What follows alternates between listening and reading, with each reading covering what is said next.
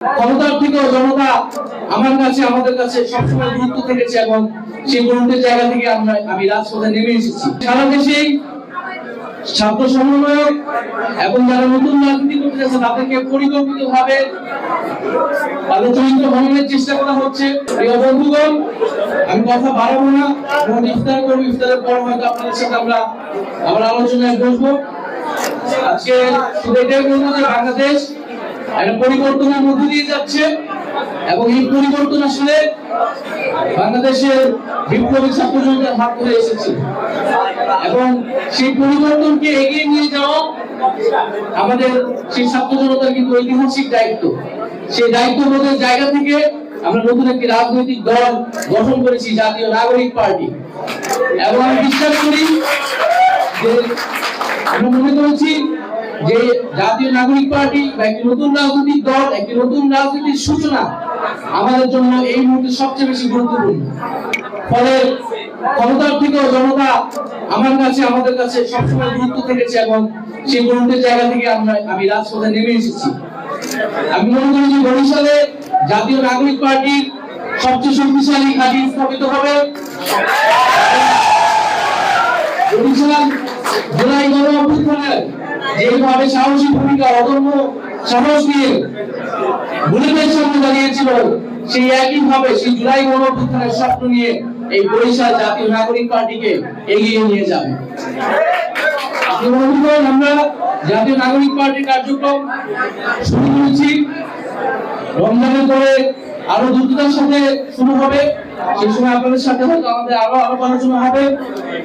আমরা এখন কিন্তু আমাদেরকে ঐক্যবদ্ধ থাকতে হবে, আমাদের নিজেদের মধ্যে যাতে কোন সুবিধাবাদী গোষ্ঠী ঢুকতে না পারে এবং সারা দেশেই ছাত্র সমন্বয়ক এবং যারা নতুন রাজনীতি করতে যাচ্ছে তাদেরকে পরিকল্পিতভাবে তাদের চরিত্র ভঙ্গের চেষ্টা করা হচ্ছে। মিথ্যা অভিযোগ আসছে, মিডিয়া ট্রায়ালের শিকার হচ্ছে। আমি বলবো যে বাংলাদেশের জনগণ এই সকল কিছুতে বিভ্রান্ত হবে না।